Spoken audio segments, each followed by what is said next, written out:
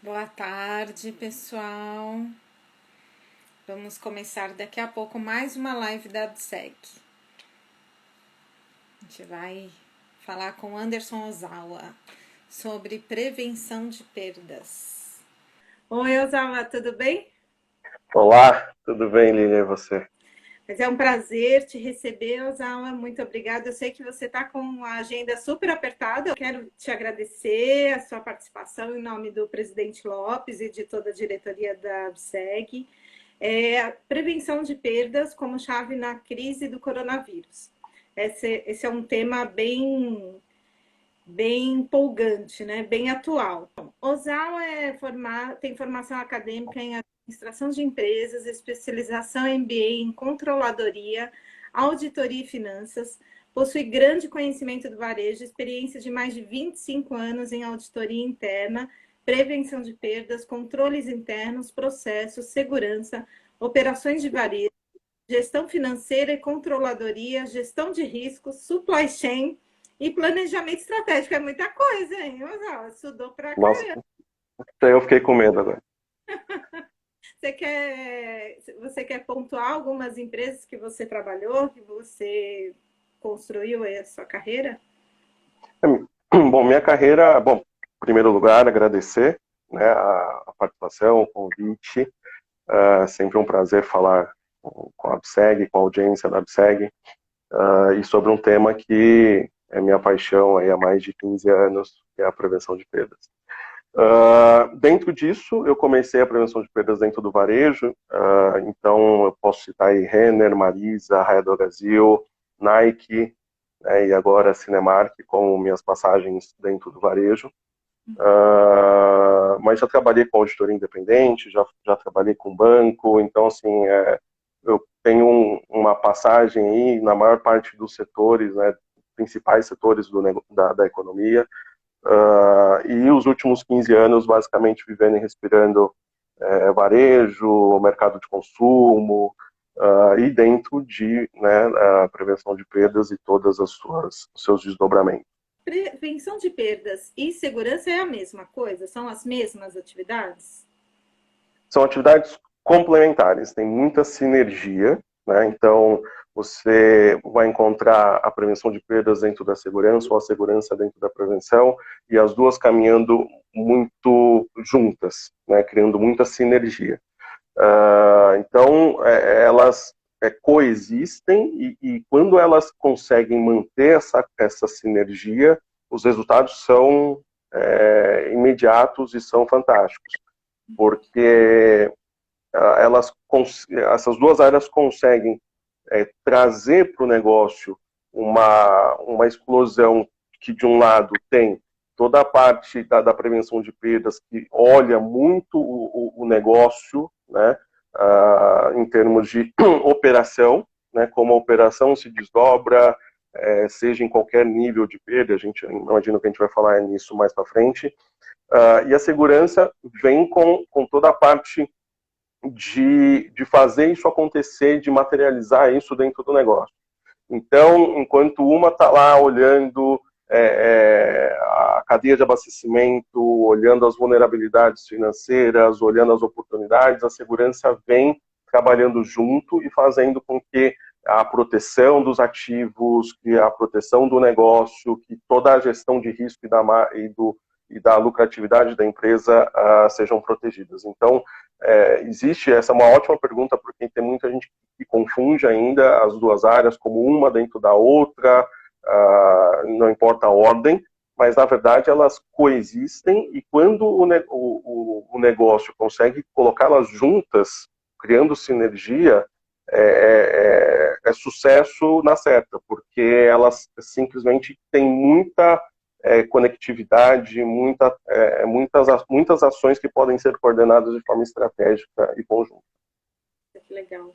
E como que o setor de prevenção de perdas colabora com a corporação? O que é a área dela de negócio? O que ela entrega? Ela entrega hoje, assim, numa visão bem atualizada, ela entrega o que a gente chama de uma garantia de lucro, uma proteção ao lucro, uma garantia de receita, né? Então, o que ela garante, o que ela tem como missão primordial? É evitar que qualquer efeito afete o lucro da empresa. E esse qualquer efeito ou é direto ou é indireto. Ele pode ser algo que aconteça baseado na atividade do negócio ou, como o que a gente está vivendo agora, de uma atividade indireta ao negócio, que vem do ambiente externo, né? E, então ela tem como essa principal missão, garantir que o lucro não seja afetado, né, porque a perda é a materialização, né, quando o risco se materializa. Então, a perda é o que vai doer no bolso do empresário, do dono do negócio. E muitas vezes, né, essa perda, muitas vezes não, ela é silenciosa. Ela vai ocorrendo de forma silenciosa e o empresário não acorda, não sente, porque ela, além de não ocorrer de uma única forma, ela ocorre de diversas formas, ela não cria alarde, né? É diferente de um evento, quando a gente tem, por exemplo, um assalto. Você olha aquele assalto, você olha aquele roubo, olha aquela intrusão, né? E você consegue enxergar, nossa, esse foi o tamanho da perda que eu tive. Então, é um tipo de perda, né, fácil de materializar, mas existem outras perdas que vão acontecendo no dia a dia do negócio que o empresário não sente. Acontece desde a compra da mercadoria, falando de perda de estoque, até, né, um evento de magnitude maior, como, por exemplo, um assalto, um roubo, algo desse tipo. Então, a prevenção de perdas tem que ter um olhar holístico, tem que ver o todo da empresa, não apenas uma parte, enfim, tem que olhar como um todo. Justamente. Existe, esses dias eu estava num outro evento falando justamente isso, existe uma falácia de que as perdas ocorrem apenas por ações externas, por exemplo, furto, né? E por que existe essa falácia? Porque é muito mais fácil de você identificar quando alguém entra dentro de um supermercado e leva uma peça de picanha ou uma vodka ou, enfim, qualquer produto. Quando alguém entra dentro de uma loja de material de construção e leva uma furadeira, é muito mais fácil de você, né, identificar ou materializar. Porém, essas perdas por furto, né, por agentes externos, elas representam 20%, 30% do total da perda de um negócio. O restante acontece de forma silenciosa, internamente, através de fraudes, através de desvios, através de má gestão, enfim, de N outros fatores. Perfeito, tá bom. Prevenção de perdas é uma área específica para varejistas. A gente às vezes relaciona muito prevenção de perdas com supermercado, né? É específico para varejistas ou qualquer tipo de empresa pode ter um departamento de loss prevention? Qualquer tipo de empresa pode ter e deve ter, né? Isso é algo, para nós no Brasil, a gente ficou mais próximo da cultura de prevenção de perdas quando o Walmart veio para o Brasil, né, alguns anos atrás, né? O Walmart trouxe isso da cultura americana. Nos Estados Unidos, a área de loss prevention, a área de segurança, é uma área de prevenção de perdas, é uma área que já nasce com o negócio. Ela, diferente daqui do Brasil, que a empresa nasce e a área de prevenção de perdas é acoplada depois. Nos Estados Unidos, na Europa, a empresa já é concebida tendo essa área, né? E seja ela de qualquer segmento. Varejista, no retail, né, no varejo é muito mais forte, porque você tem a questão da exposição do seu produto, da exposição do estoque, né, ao serviço, né, às pessoas, que é diferente, por exemplo, da indústria, onde você produz dentro lá da sua fábrica, e a perda está, em tese, limitada àquele perímetro, certo? A partir do momento, obviamente, que sai da fábrica até entregar, né, no consumidor, seja ele o intermediário, o consumidor final, existe também aí o seu risco de perda. A gente pode usar, por exemplo, o exemplo de um segmento que, infelizmente, ele tem perdas altas, que é, por exemplo, o tabagista, né, o ramo de cigarros. Então, quando a gente fala de grandes empresas que produzem, né, cigarro, é a área de segurança, ou loss prevention, seja lá o nome, mas sempre com a mesma missão, ela nasce dentro do negócio porque é inerente. Né? Nesse caso, o cigarro é um produto de altíssimo risco, né? Tanto na indústria, no trajeto e no varejo em si. Né? Então, Lilian, qualquer empresa pode ter, não precisa ter nem ser uma empresa que tenha produto tangível. Né? Você pode ter, por exemplo, a área de loss prevention em empresas de energia elétrica, é uma área que existe. Né? Então, assim, às vezes as pessoas nem entendem, mas como? Existe furto de energia elétrica. Né? Ainda mais o Brasil conhece muito, né, né, popularmente chamado de gato. Né? Então, tem o furto da energia elétrica, o furto da água. Então, as empresas de fornecimento de água têm áreas de loss prevention também. Então, serviço, seja lá qual for o negócio, a perda existe. Então, não é algo inerente ao varejo. No Brasil, a gente tem essa maior exposição, porque, como eu disse, vem, né, desse modelo americano que o Walmart trouxe, e aí começou a se desdobrar para os outros varejistas. Porém, qualquer outro tipo de negócio pode e deve ter uma área de loss prevention dentro da sua estrutura organizacional. Perfeito. Bom, boa parte do comércio e dos serviços parou, ou pelo menos boa parte dele está parada, está fechada. A área de loss prevention também parou as atividades? Como que é a atuação desse departamento num ambiente de quarentena como a gente tem vivido? Me corrigiram outro dia, falaram que a gente não está em quarentena, está em isolamento social, mas mesmo assim. Sim, não, assim, independente do negócio, falando, por exemplo, de varejo que fechou as portas 100%, não está atuando, mas, porém, teve que se reinventar e começou, por exemplo, a atuar como e-commerce, ou como delivery, ou como outros canais de venda, e não só o offline, né? Você tem perda. Né? Então, você tem aí uma operação, toda operação tem o seu risco de perda. Né? Tem exposição ao risco de perda. Então, a área de loss prevention não parou, a área de prevenção de perdas não parou, muito pelo contrário, né? Porque ela tem, de um lado, que proteger os ativos que estão fechados, junto com a área de segurança, né? Olhando de forma estratégica, entendendo, fazendo gestão de risco. A minha loja fica num shopping, a minha loja fica numa rua, num centro comercial, qual é o acesso, quem está tendo acesso. Às vezes as pessoas acham que o shopping está 100% fechado. Não, tem equipe de limpeza, tem equipe de segurança ainda atuando, tem terceiros dentro do shopping. Se a sua loja não tem um nível de proteção adequado, ela está suscetível a perdas. Alguém pode estar entrando dentro da loja e você nem está sabendo, porque você achou em algum momento da sua vida que não era um investimento colocar um sistema de alarme ou de CFTV, por exemplo. E nesse caso, o de alarme, que seria o mais adequado para esse tipo de exemplo que eu vou dar. E, assim, eu estou no shopping e não preciso colocar um sistema de alarme. Porém, aquele sistema de alarme é fundamental quando o shopping está fechado, porque você tem terceiros dentro do shopping. Você tem o seu funcionário, óbvio que não vai acontecer agora nessa época de isolamento social, mas você tem o seu funcionário que pode, né, de má conduta, entrar no shopping, falar que vai lá na loja, né, pegar alguma coisa do estoque e levar para casa.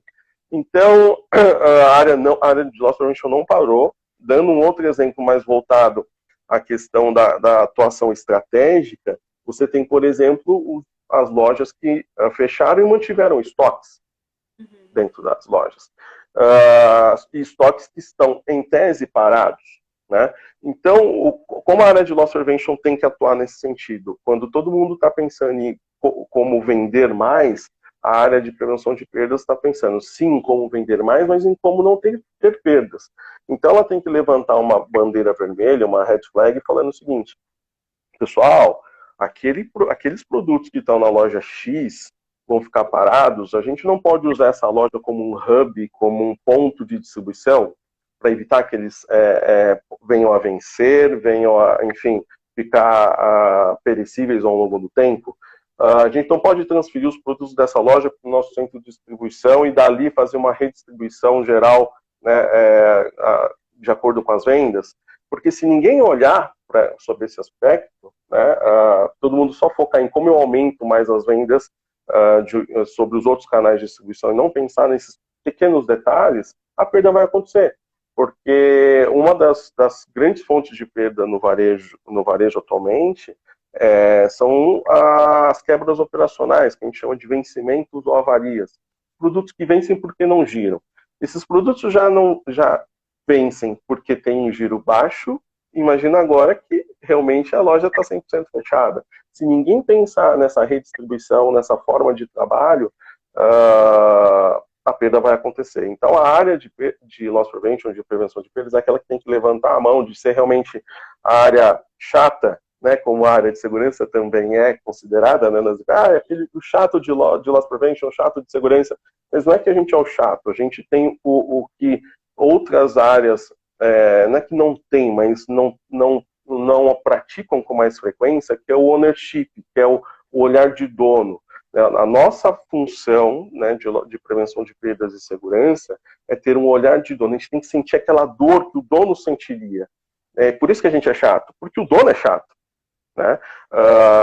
Então, o trabalho não parou e não vai parar, porque ainda tem toda a parte de entendimento de seguros, né? Como é que a gente vai, de alguma forma, tentar, se, obviamente, né, o negócio tinha uma pólice de seguros para que cobrisse vendas paradas, etc. e tal. Enfim, tem N aplicações que a área de prevenção de perdas pode atuar e não para. Ela não pode parar. Para. Tem que ter um chato, né? E a gente não se importa com isso, né? E a gente tem essa parte das lojas que estão fechadas e a gente tem uma outra parte que são dos supermercados, né? Que triplicou o movimento nesses estabelecimentos. A prevenção de perdas assumiu algum outro papel adicional nessa crise, na contingência dessa crise, por causa desse aumento de público? Não digo um papel adicional, mas ela redobrou a sua atenção, né?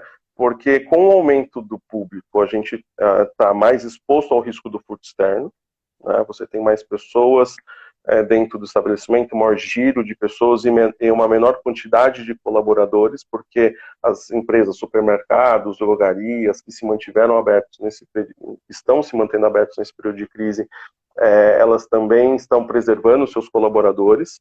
Então você tem menos pessoas atuando, né, ou com uma escala mais espaçada, enfim. E principalmente você tem uma atenção redobrada na linha de caixa. Quando a gente fala em varejo, né, a linha de caixa é onde acontece a maior parte das perdas. Eu costumo chamar que assim, é a linha do gol. Ali, assim, o operador de caixa é como se fosse o goleiro. Se ele deixar vacilar ali, o gol acontece.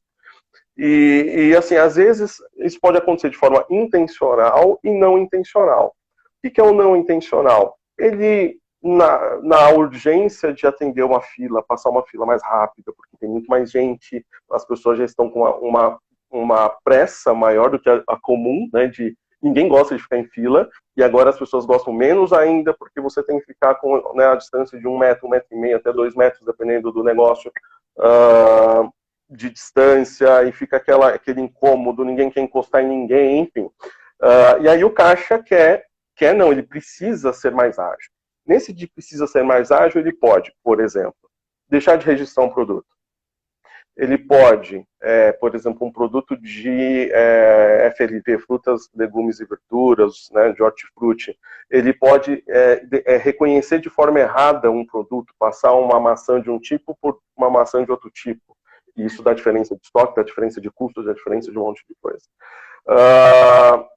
Isso de maneira não intencional, porque ele quer dar celeridade ao processo. De maneira intencional, o que pode acontecer? Que é o que mais é o tipo de fraude, o tipo de furto interno que mais acontece no varejo. Ele observa uma forma de pagamento de dinheiro, né? Opa, liquidez, não tem registro. Ele vê que aquela forma de pagamento é dinheiro, ele deixa propositalmente de registrar um produto para se apropriar do dinheiro. E aí, isso é intencional, né? Totalmente intencional. Ele vai fazer isso e vai lesar a empresa, né, de duas formas, uma da forma financeira, que é o dinheiro, e outra no estoque, né? E pode ter conluio. O que é o conluio? A Lilian vai passar com o Anderson, né, que é o operador de caixa, e eu não registro nada. Ou, para não dar muito na cara, não deixar de registrar nada, eu registro metade da compra, ou registro a compra com códigos que eu tenho na minha cabeça que são de valores menores. Então a Lilian leva lá 3, 4 quilos de picanha, porque ela vai fazer um churrasco no isolamento social no apartamento dela, na varanda gourmet dela, e aí eu registro como a 100, registro como colchão duro, né? Então isso acontece também. Então a nossa atenção se redobra por conta desses fatores. Tem obviamente os fatores operacionais, que é como eu tenho que repor mercadoria, eu tenho que prestar muita atenção se eu estou fazendo o PVPS corretamente, né? O primeiro que vem, o primeiro que sai. Tudo bem que o giro aumentou, mas eu tenho que prestar muita atenção nisso também, né? Isso olhando a questão operacional. Se a gente explodir isso para o âmbito estratégico, aí a gente pode ir num exemplo que com certeza vai afetar o varejista se ele não prestar atenção nos próximos meses, que é a análise da compra. O que acontece? Álcool gel, esses produtos que estão vendendo mais, eles estão na curva, né, na análise de vendas, eles tiveram pico. Sistemas que estão trabalhando isso no automático, esse pico está alimentando o que? Um histórico de venda que vai gerar um novo pedido futuro. Se ninguém se ligar nisso, né, por mais que esse pico não represente muita coisa de forma nominal, ele vai aumentar aquele pedido médio. Sim. Só que a gente está vivendo agora uma demanda que é muito pontual, muitíssimo pontual, e, né, tomara a Deus que não aconteça mais à frente por esse tipo de razão, né? E aí o que acontece? O varejista vai lá, o comprador aperta o botão, daqui 6 meses para fazer uma nova compra e compra com um histórico sujo, vamos dizer assim. O cara de perdas tem que chegar lá na área de compras e falar, pessoal, área comercial, a gente tem que prestar atenção nesse produto que tiveram um pico, a gente tem que achar um jeito de expurgar esse cara, de desconsiderar, para poder fazer uma compra olhando um histórico que é real, não um histórico que teve aí esses meses, né, de alta por conta do coronavírus, que se a gente for usar um outro exemplo, é só voltar lá na greve dos caminhoneiros. Teve o mesmo efeito, né? Para alguns produtos você teve um pico, para outros você teve um vale. Quem não olhou isso, né, no ano seguinte, que foi agora 2020, comprou errado. E o efeito de comprar errado é daqui 6, 12 ou 18 meses, que são aí os shelf lives, né, os tempos de vida médio de um produto hoje no mercado. Perfeito. Nós temos 2 perguntas. Preocupação com possíveis saques em futuro breve devido ao que está acontecendo no país e se o mercado está preparado para agir? É a pergunta do Fábio. Sim, a preocupação com certeza existe, né? E aí eu volto no ponto das empresas que olham prevenção com seriedade, prevenção de perdas e segurança com seriedade, e aquelas que não olham e tratam de uma forma situacional. Aquelas empresas que olham com seriedade, que têm isso na estrutura, que colocam os caras, né, os heads das áreas nas conversas estratégicas, que participam, eles já estão mais preparados, porque aquela unidade de negócio já tem um nível de tecnologia adequado, ela já foi mapeada, né? O trabalho de quem é de prevenção de perda, você fez o trabalho de casa, a lição de casa correta, hoje, né, ele já sabe quais são aquelas lojas onde eu tenho o maior risco, onde o meu risco é maior. Então, nessas lojas eu tenho que me preocupar mais, eu tenho que colocar um monitoramento mais fortificado, alguma ronda, alguma coisa específica, tem que tirar o estoque de lá como uma última ação, porque aí você entra em custos logísticos, etc. e tal, mas isso difere daquela empresa que é situacional. Aquela que nunca se preocupou com segurança ou que nunca se preocupou com prevenção de perdas, ela deve estar nessa hora coçando, né, a cabeça e perguntando quando vai acontecer, porque agora é uma questão de tempo, ok? À medida que e a gente já começa a ver isso pelos indicadores econômicos, pela situação, etc. e tal. Quem assistiu hoje noticiário de hoje, de ontem, viu as filas do pessoal fazendo o saque do auxílio emergencial, pessoas que já não tinham mais mantimentos em casa, enfim. Então, por razões que são de oportunidade e de motivação pessoal, os saques podem vir a acontecer. E assim, motivados não pela índole da pessoa, mas por outros motivadores, né, que vão levá-la a fazer isso. Segundo ponto, tem aqui os mal intencionados que já sabem, né, eles já sabem melhor do que a gente, né, o público na audiência da ABSEG sabe bem disso também. Nós trabalhamos com contra-inteligência. Eles já sabem, antes da gente, quais são as lojas que eles podem saquear. Eles só estão esperando o momento certo para fazer isso, né? Então, aquele que não se... A diferença é aquele... Mas a preocupação com o saque existe e sempre deve existir. Eu acho que agora, Lilian, é uma questão de tempo, né? Se economicamente, e obviamente o econômico é um efeito da pandemia, se alastrar por mais tempo, e as condições socioeconômicas das pessoas começarem a chegar no limite, infelizmente isso vai acontecer ou pelo cidadão de bem que vai fazer isso por necessidade, ou pelo mal intencionado que, se a gente olhar, ele deve estar até esperando esse momento que o cidadão de bem vai fazer o saque para entrar no meio e fazer junto, porque aí ele se disfarça no meio da multidão e não é tão visível. São coisas, isso eu tive agora, então, ou seja, são coisas que prevenção de perdas e segurança tem que pensar, né? É uma bomba relógio, temos que nos preparar. Aquele que tem tecnologia, ele está melhor preparado do que os outros. Teve outra pergunta, não teve? Teve sim, é do Rodrigo. Anderson, esses dias me deparei Com um relato onde o próprio fiscal de prevenção de perdas estava furtando o estabelecimento. Nesse caso, qual a sua orientação para que situações como esta sejam evitadas? Isso. Rodrigo, ótima pergunta. Assim, eu tenho uma frase que eu ouvi há muito tempo atrás de um profissional de auditoria e prevenção de perdas, que ele falava o seguinte: em Deus eu confio, os demais eu audito. Meu Deus. Então, assim, é óbvio que o processo de seleção de um fiscal, ou de qualquer pessoa, né, de prevenção de perdas, tem que ser, ele se enquadra numa seleção de alto risco. Né? Por que alto risco? Porque é um cara que tem acesso a informações sensíveis, tem acesso a locais sensíveis, tem acesso a produtos sensíveis, a numerário, enfim. É a mesma analogia que eu faço, que é uma prática hoje comum em empresas de transporte, até em fábricas que lidam com produtos de alto risco, que é você fazer uma seleção criteriosa de motoristas, por exemplo. Né? Você tem que entender, por diversas ferramentas que existem de psicologia, enfim, vários testes, etc. e tal, se esse cara está apto ou não para sentar numa cadeira, seja ela qual for, do menor ao maior nível dentro da estrutura. Isso pode acontecer? Pode. Já vi isso na minha carreira. Inúmeras vezes a gente teve que desligar as próprias pessoas de prevenção de perdas que estavam envolvidas em processos assim. Seja, como ele disse aqui, dormindo, né? Estava dormindo nas atividades, né? Para furtar o estabelecimento. Então isso acontece.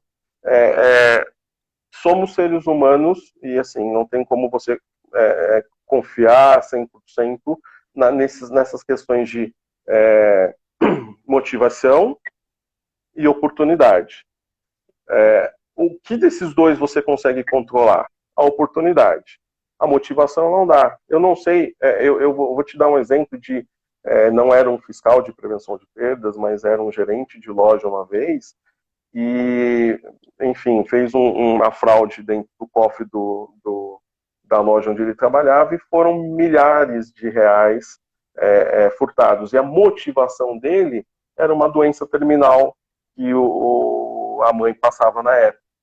Então, assim, você obviamente está errado, mas aí o cara tem uma motivação, enfim, essa motivação eu não consigo controlar. O que eu consigo controlar? A oportunidade. Como que essa pessoa dormiu lá no local, né? Foi feita ronda, existe um processo de ronda, existe um checklist, né, para as áreas mais críticas. E nas áreas mais críticas, existe um sensor que possa, né, uma tecnologia de alarme, que possa detectar essa presença dessa pessoa e gerar um relatório, seja lá o que for, né, um alarme, que caia numa central, que caia num celular de um supervisor regional, enfim, de alguém. Então, como a gente não consegue controlar o motivador, a intenção da pessoa, a gente tem que criar barreiras, né, e detectivas e barreiras impeditivas, se for o caso, né? Então, não, estamos suscetíveis, não vai ser a primeira vez que isso acontece, nem vai ser, não é a primeira e nem vai ser a última, mas a minha recomendação é blindar o máximo possível, né, esse tipo de situação, porque as pessoas, por mais que a gente faça, sei lá, traga o teste de detector de mentira na NASA, né, alguma coisa vai passar. Né? E nesse meio tempo em que a pessoa foi selecionada, pode acontecer tantas outras coisas ao longo do tempo que muda e a motivação dela também é alterada para algo do mal, vamos dizer assim. Com certeza, obrigada. O Gideone está falando que ele sabe que não se controla o que não se mede. Entretanto, realmente buscar indicadores para tudo que seja possível medir, algumas medições, inclusive, não tem conexão com a atividade. Olha, se você, Gideone, se você até puder dar algum exemplo, fica até melhor para a gente poder entender que tipos de medições você está falando.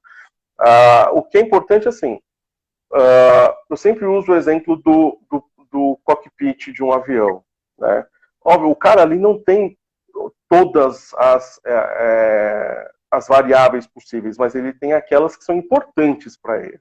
Né? Então, o que você quer controlar? Se você tiver 25 indicadores, você não vai conseguir olhar os 25 indicadores e ter eficiência sobre os 25 indicadores. Um outro exemplo que eu dou, e isso acontecia muito no passado, às vezes até, hoje acho que até acontece bastante ainda, né, Lilian? Quando você entra numa sala de CFTV e vê um cara com, sei lá, 3 monitores com 24 câmeras em cada monitor. Ele está prestando atenção em todos esses monitores? Não. Então vai muito de encontro com o que o Gideones falou. Eu tenho que olhar aqueles indicadores que são importantes para o meu negócio. Então, se a gente está falando de prevenção de perdas, o que é um indicador importante? A perda de estoque geral, dividir essa perda de estoque geral em perda identificada e perda não identificada, certo? Dentro de cada uma dessas perdas, vou pegar um deles como exemplo, dentro da perda identificada, qual é o meu top 10? Quais são os 10 produtos que mais perdem? São esses 10 que eu tenho que olhar. Não adianta eu falar que a minha perda é de 2% e querer atacar os 2%. Via de regra, você aplica um Pareto. Poucos produtos representam a maior parte da perda. Né? Então, é esse cara que eu tenho que olhar. Ponto. Acabou. Então, assim, quando você começa a destrinchar um indicador master em 2 ou 3 subindicadores, é o suficiente. Mais do que isso, você começa a não ter foco, a não ter dispersão, né, etc. e tal. Sinistros. Eu tenho que ter um macro de sinistros e depois eu vou desdobrando. Qual que é a região do Brasil onde eu tenho mais sinistros? Vai aparecer lá São Paulo, Rio de Janeiro e Pernambuco. Qual é as cidades dentro desses estados? E eu olho estes indicadores. Né? Então, a dica é essa. Se o Gideones quiser, né, contribuir com algum exemplo, mas eu espero ter atendido aí a resposta dele. Fala pra gente se você está satisfeito, Gideone. Alguns supermercados e centros logísticos aumentaram as equipes de estoquistas, de repositores, Isso representa um risco para a prevenção de perdas? Como que a prevenção de perdas lida? Porque são pessoas que lidam diretamente com os produtos. Algum treinamento? Qual o papel da prevenção de perdas nessa hora? O que ela faz? Aumenta muito a preocupação da área, não tenha dúvida, a pergunta é excelente. Só que também, neste momento de crise, né, você também tem que atuar de uma forma inteligente. Tá? Então, assim, você consegue treinar esse cara da forma como você treinaria um colaborador regular? Não.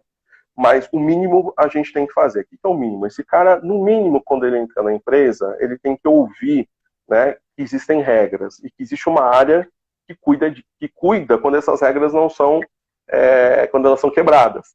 Né? E que quando as regras não são quebradas, existe punição. Assim, o papo tem que ser muito aberto, muito transparente. A gente no Brasil ainda tem muito cheio de dedos para falar que se você faz alguma coisa errada, você é punido. Assim como se você faz alguma coisa boa, você é reconhecido. Né? A gente tem uma dificuldade para as duas coisas, para reconhecer as pessoas e para punir as pessoas.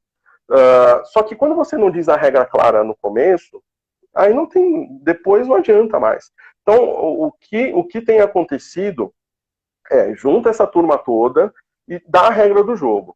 Certo? Ó, você está entrando aqui, você tem a oportunidade de continuar, mas se acontecer alguma coisa errada, tem uma área que olha isso todo dia, tem uma área que monitora isso todo dia, e se pegar, se identificar, não tem meio termo. Né? A área de segurança, a área de prevenção de perdas, ela é binária.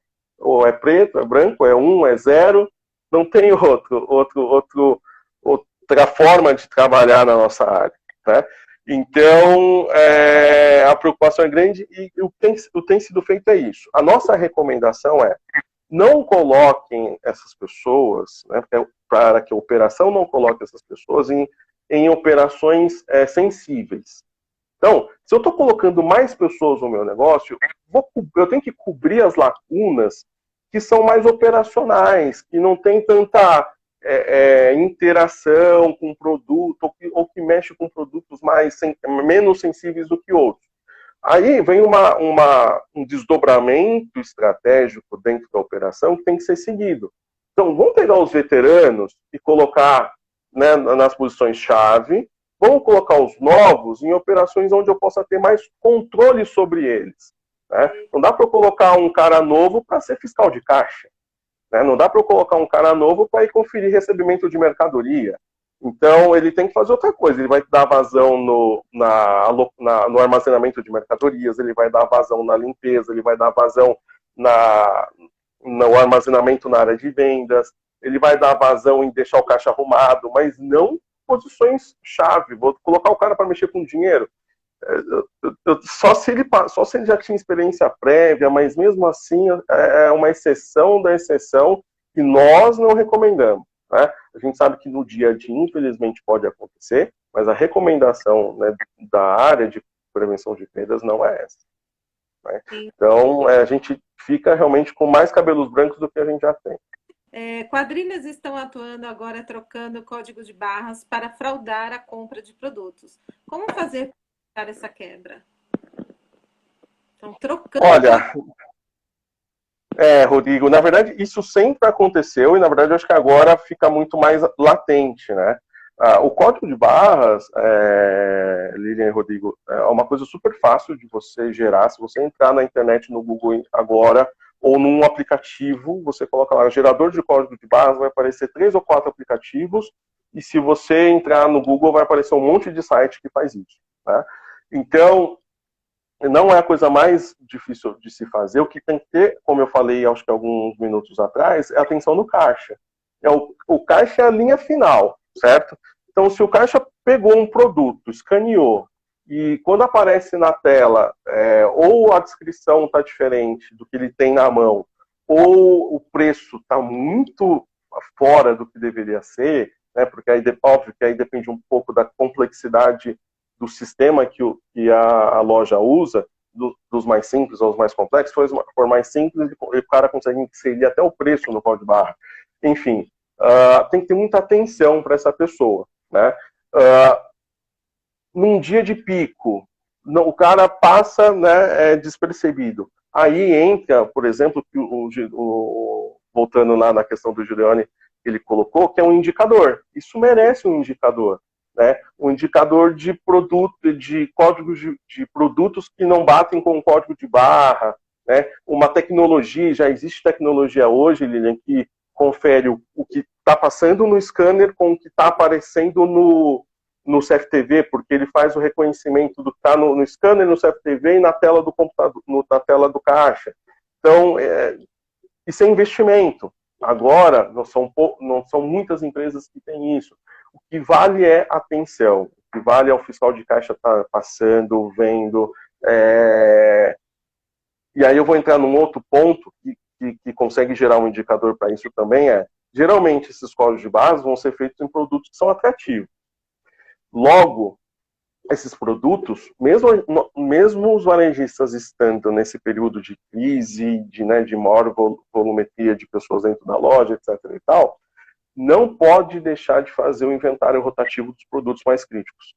Se ele continuar fazendo inventário rotativo, a diferença de estoque vai aparecer.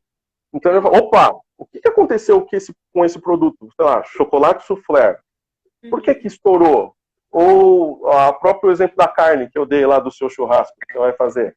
Né? Por que eu estou vendendo, nunca vendi tanto a 100, ou por que eu estou tendo diferença no estoque de picanha? Então, são esses indicadores que não vão dar a resposta do tipo, foi o código de barra, mas vão acender um red flag e o cara de perdas vai começar a analisar o que foi. Foi na produção, foi no armazenamento, foi na exposição ou foi no caixa?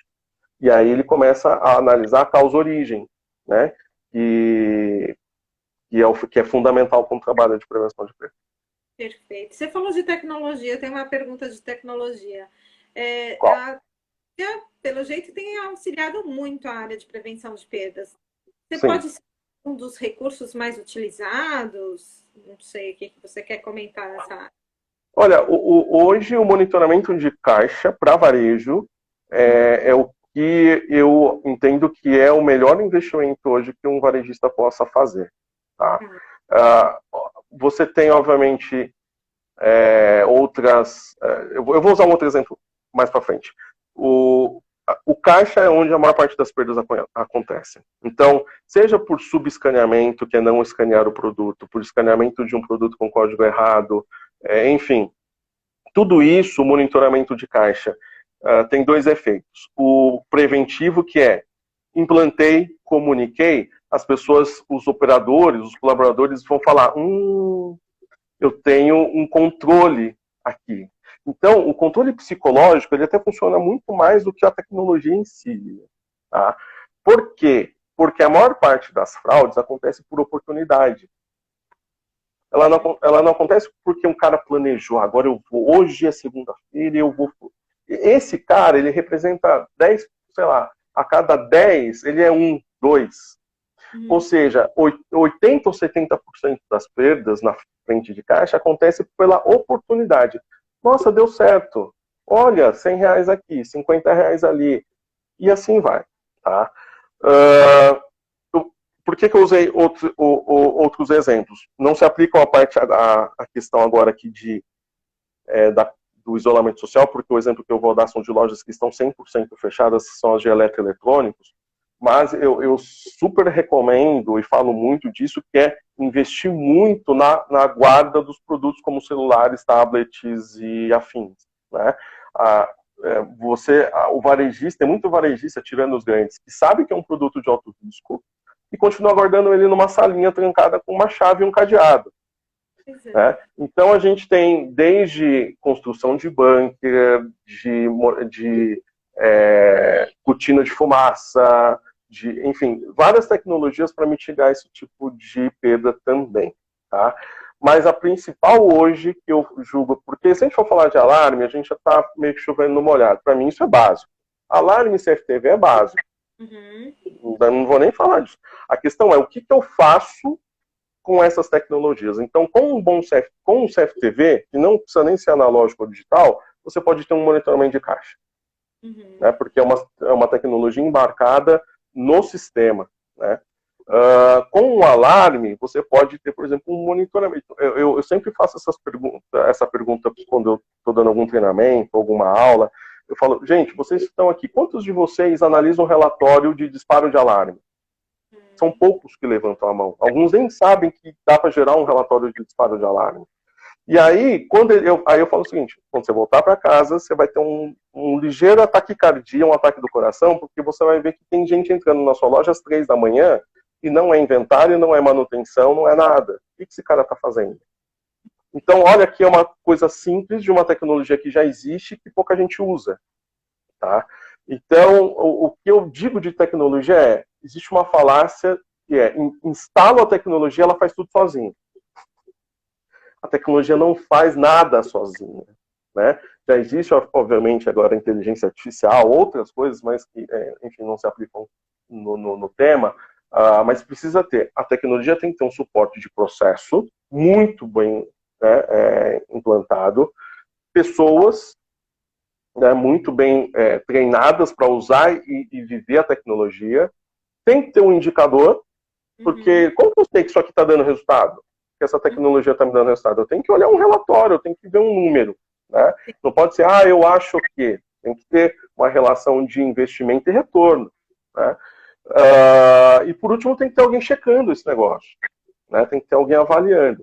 Então, esquece que investiu lá, colocou o alarme, colocou o CFTV, colocou o monitoramento de caixa, sozinho ele não faz nada. Eu preciso ter processo, eu preciso ter pessoas, eu preciso ter números, eu preciso ter controle. Uma vez eu ouvi recentemente, acho que a presidente da SAP falando que o grande benefício de uma empresa quando coloca uma tecnologia, ela nem falou que era dela a tecnologia, foi o seguinte, quando eu coloco uma tecnologia numa empresa, eu tenho a oportunidade de rever processo. Porque a tecnologia, num processo, ela não consegue se sustentar sobre um processo ruim. Então tem que melhorar o processo para a tecnologia funcionar. Sim. Né? E muita gente acha que não, força a tecnologia que o processo tem que mudar só. Não é assim, é o inverso. Né? Ou melhor ainda, é uma sinergia entre os dois. Né? Mas de cara eu recomendaria monitoramento de caixa para varejistas. Tá? E quando a tecnologia não é feita sobre um processo consistente, ela deixa de ser usada, né? Você compra um baita de um sistema e não subutiliza aquele sistema porque não tem o processo para sustentar aquela utilização. Muito bom. Justamente. Eu vou dar um exemplo rápido. Aquelas antenas de alarme que ficam na frente da loja. Quando você implanta numa rede que não tem nada, implantei a antena de alarme, ela vai fazer a perda cair nos primeiros meses. O que vai acontecer é que depois dos 4, 5 primeiros meses, as pessoas vão falar, a antena resolve meu problema, não preciso mais atender, não preciso mais fazer uma prevenção, né, não preciso mais ficar olhando as pessoas, aí a perda faz assim, ela sobe de novo. Então a antena, por exemplo, ela não resolve 100% dos problemas, ela é detectiva e inibitória, mas ela não inibe sozinha. Né? Então é um exemplo recorrente no varejo, é achar que eu vou colocando antena de alarme, ou eu vou colocar um CFTV na área do celular, ninguém vai levar o celular embora, ninguém mais vai levar o uísque embora. É uma falácia. Temos 9 minutinhos. Vamos lá. Uma hora na live da ABSEG passa assim, ó, rapidinho. Isso é bom. É, muito legal. Você falou de cursos e eu queria te perguntar se você tem indicação de cursos, se existem cursos para os profissionais que queiram ingressar nessa área de prevenção de perdas. Existem cursos, tem algumas instituições que dão cursos não de forma regular, né? Algumas têm calendários que têm esses cursos de forma mais recorrente. Tem um EAD do curso de prevenção de perdas, que inclusive é um EAD que eu estou lecionando. Quem quiser procurar na internet, procura lá prevenção de perdas, EAD, vai aparecer esse curso. E tem uma iniciativa, né, eu também faço parte do comitê de PRAX, do IBEVAR, que é o Instituto Brasileiro dos Executivos de Varejo e Mercado de Consumo, e a gente está com o MBA de prevenção de perdas já formatado, inteirinho, prontinho para acontecer.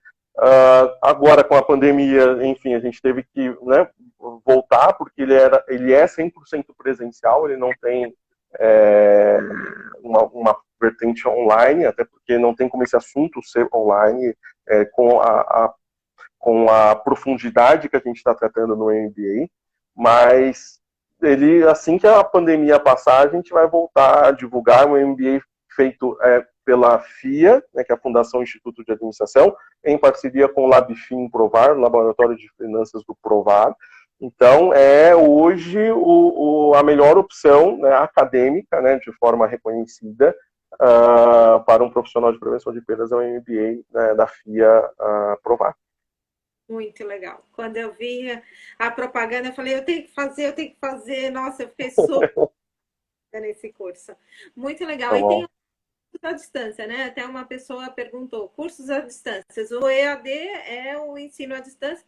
Você lembra do site desse www.eadplus.com.br. É um portal só de cursos online. Digitar lá prevenção de perdas, vocês vão encontrar o curso. Muito legal. Se tiver dúvida, me procura no privado que eu falo também. Também, gente. Se quiser mandar e-mail para a ABSEG, a gente pode encaminhar também. É abseg@abseg.org.br. Melhor ainda. Ozawa, muito obrigada. A gente tem assunto para falar mais umas 3 horas, né? Se o e olha, emendava. Eu achava. Vou fazer a parte 2. Outra live em seguida, você falou que não, eu já queria ficar aqui 2 horas conversando.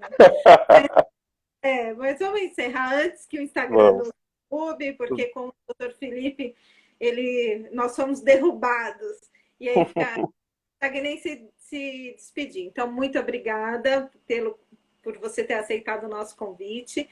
O papo foi excelente. Precisa fazer mais, não sei, essa é a minha impressão. Precisa conversar mais, precisa falar mais sobre esses conceitos, sobre o que a gente tem, porque a área de prevenção e de segurança trabalha muito, né? E a gente fala pouco do nosso trabalho, não é assim? Você tem essa impressão? Justamente. Desculpa. Não, tem que ter uma visibilidade, eu acho que essa é uma grande oportunidade. A ABSEG, tive a honra também de ser convidado a ser diretor do Comitê de Prevenção de Perdas da ABSEG. Então, tem muita coisa que a gente tem para fazer juntos, né, em parceria e divulgando cada vez mais. Então, com certeza, a gente tem que dar voz, né, às nossas áreas, porque são elas que, no fim das contas, vão segurar o resultado do negócio. Né? Enquanto todo mundo está pensando em vender, ninguém está pensando em proteger a última linha. Né? Se eu puder terminar, se tiver 10 segundinhos, conta rápida, gente. Conta rápida. Lucro é igual a receita menos despesa menos perda. Não adianta aumentar a receita sem olhar despesa e sem olhar perda. Despesa até que as pessoas olham, mas não olha a perda. Né? Então, eu tenho um indicador que está fazendo assim, outro que pode estar estável, e no fim das contas, as perdas estão assim. E a questão é, receita eu reconheço na hora, perda eu reconheço lá na frente. Elas são atemporais. Né? Então, tem que tomar muito cuidado, porque o que importa para qualquer negócio é lucro, não é só aumentar a venda. Né? Perfeito, olha, parabéns. Foi demais, foi demais. Vamos ver se a gente repete mais para frente. Porque Vamos sim. Muita coisa para falar ainda. Tá ok. Muitíssimo obrigada. Vocês são demais também. A todo o pessoal que nos segue, muito obrigada. Vamos fazer outras lives. Fiquem, nos acompanhem nas redes e a gente vai divulgando os próximos temas, tá bom? Osá, muito obrigada. Seu conhecimento é demais, a gente ficaria aqui horas, tá bom? Muito obrigada. Tá bom, eu que agradeço. Tchau. Beijo. Tchau, gente. Obrigado, pessoal. Até a próxima. Tchau.